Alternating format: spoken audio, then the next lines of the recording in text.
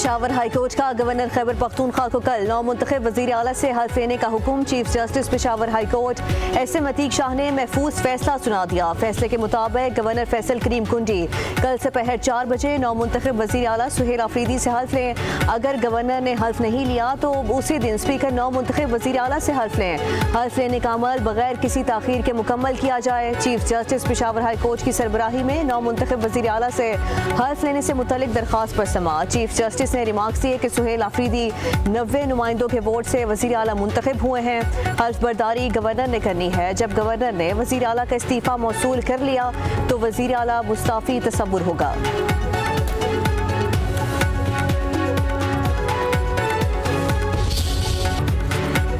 पाकिस्तान तहरीक इंसाफ ने Peshawar high court के फैसले को इंसाफ की फतह करार दे दिया। असद कैसर का कहना है कि 26वीं तरमीम के बाद ऐसा फैसला जुर्रतमंदाना है।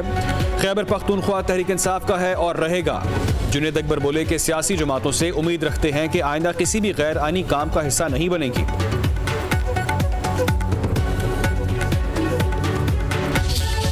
पहले भी कहा है कि हमेशा कॉन्स्टिट्यूशन को फॉलो करेंगे और मैंने कभी भी ये नहीं कहा कि हम वोट नहीं लेंगे। आज मेरा जवाब हाई कोर्ट में जमा हुआ है। मैं ऑफिशियल एंगेजमेंट पे यहाँ पे आया था। आज रज़ा रवानी साहब ने जो गज़ल के बच्चों पे किताब लिखी हुई थी ये भी थी और आज ख़त्म हो गई क्योंकि हमारे पास स्पेशल प्लेन नहीं होता।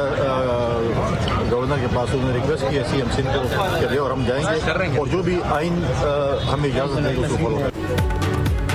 मैंने तो कभी हल्फ लेने से मना नहीं किया। हमेशा कहा कानून और आइन पर अमल दरामद करेंगे।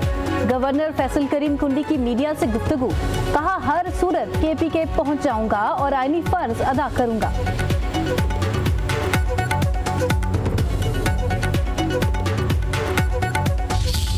गवर्नर साहब, आपको मेरे ख्याल में पख्तूनख्वा पहुंचना चाहिए। चीफ मिनिस्टर सिंध साहब से रिक्वेस्ट करता हूं कि आप अपना जहाज गवर्नर साहब को दे दें ताकि गवर्नर साहब जो है वो पख्तूनख्वा पहुंच के आइन और कानून के मुताबिक अपना जिम्मेदारी पूरा करेगा। जो भी अदालत का हुक्म होगा उस पर अमल दरामद ज़रूर करेगा। खैबर पख्तूनख्वा जाएं और आइन और कानून के मुताबिक जिम्मेदारी पूरी करें। बिलावल भुट्टो जरदारी ने फैसल करीम कुंडी से कहा वज़ीर आला सिंध से दरख्वास्त करता हूं अपना जहाज गवर्नर KP को दें।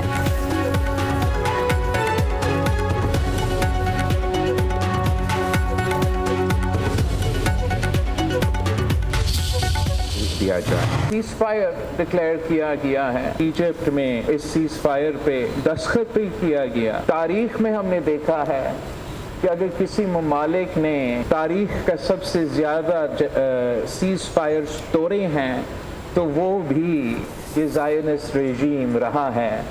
तो इसलिए जबकि हम इस सीज फायर को वेलकम करते हैं, ये ज़ायनिस्ट रेजीम रहा है, तो इसलिए जबकि हम इस सीज फायर को वेलकम करते हैं।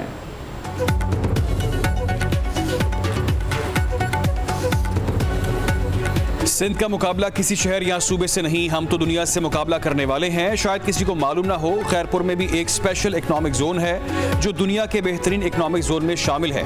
ये तो सिंध हुकूमत का एक और कारनामा है जिसको दुनिया ने तस्लीम किया।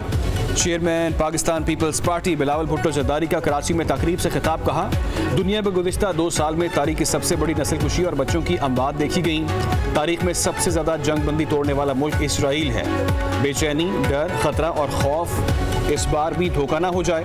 उम्मीद रखते हैं कि गजा में सीज फायर जारी रहेगा। कानून नाफिज करने वाले अदारों ने TLP के सरबराह साद रिजवी और उनके भाई अंस रिजवी का पता लगा लिया। पुलिस राय के मुताबिक कहा गया कि दोनों खुद को पुलिस के हवाले कर दें। ऐसा ना हुआ तो दोनों भाइयों को जल्द गिरफ्तार कर लिया जाएगा। शरपसंद अनासिर के खिलाफ सर्च ऑपरेशन और कार्रवाइयां जारी हैं।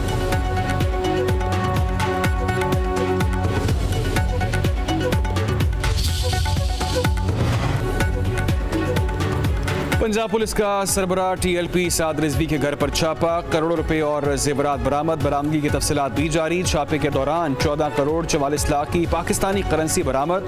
6 करोड़ 34 लाख से जायद मालियत का 1 किलो 922 ग्राम का सोना मिला। भारतीय करेंसी समेत बरतानिया, कनाडा, सऊदी अरब, UAE की करेंसी भी बरामद। गैर मुल्की करेंसी की मालियत 25 लाख रुपए से जायद।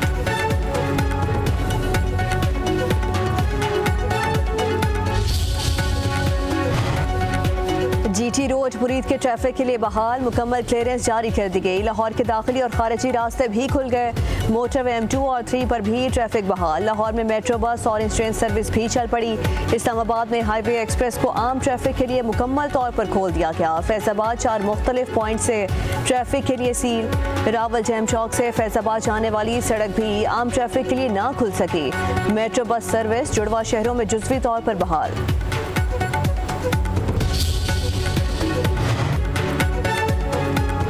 IMF मिशन के साथ प्रोग्राम के जायजे पर मुज़ाकरात हतमी मराहिल में दाखिल। 1 अरब 20 करोड़ डॉलर के अजरा का मुआहिदा रवां हफ्ते मुतवक्के। वज़ीर ख़जाना मोहम्मद औरंगज़ेब का कहना है कि IMF प्रोग्राम ने 2024 में पाकिस्तान की मईशत को इस्तेहकाम दिया। निजकारी प्रोग्राम में आने वाली साल तेज़ी का इम्कान है। यूरोप और बरतानिया के रूट्स खुलने से PIA सरमाकारों के लिए पुरकशिश हो गई। निजकारी 2 दहाई बाद मुल्क का पहला बड़ा लेन देन होगी।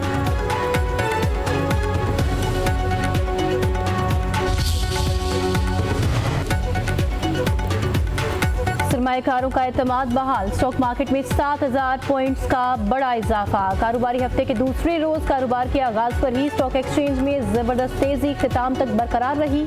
100 इंडेक्स 7032 पॉइंट्स के इजाफे के साथ 1,65,476 पॉइंट्स की सतह पर बंद हुआ।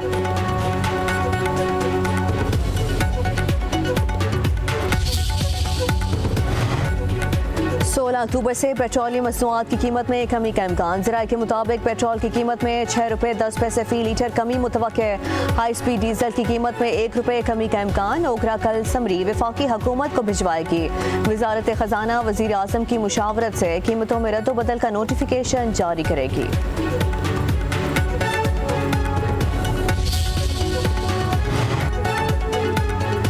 सोने की कीमत में एक बार फिर बड़ा इजाफा। फी तोला कीमत मजीद 6,900 रुपये बढ़ गई। नई कीमत 4,35,100 रुपये तक जा पहुंची।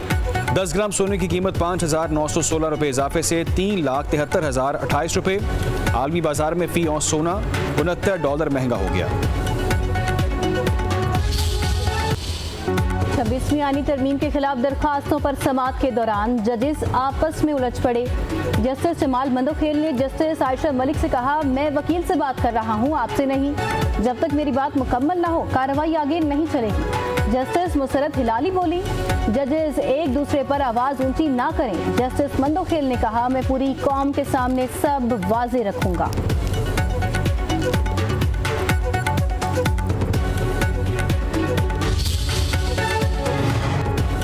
पंजाब में नया बल्दियाती बिल मंजूर होने के बाद इलेक्शन कमीशन का नई हल्का बंदियों का ऐलान। हल्का बंदियों का अमल 31 अक्टूबर तक मुकम्मल किया जाएगा। 8 दिसंबर को हतमी फहरिस्त जारी किए जाने का भी इम्कान। बल्दियाती इंतखाबात रवां साल दिसंबर के आखिर में मुतवक्के है। इलेक्शन कमीशन के शेड्यूल के बाद लाहौर हाई कोर्ट ने बल्दियाती इंतखाबात न कराने के खिलाफ जमात इस्लामी की दरखास्त निपटा दी।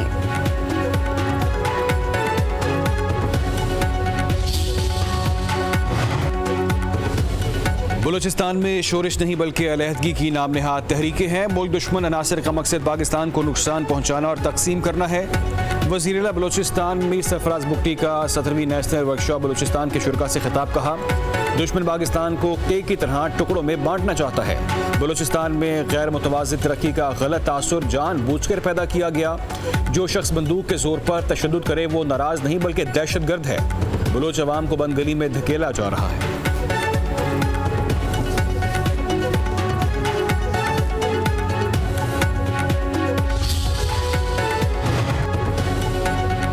इंटरनेट सर्विस सुस्त रवि का शिकार। सार्फिन को मोबाइल डाटा पर सोशल मीडिया ऐप्स तक रसाई में मुश्किलात।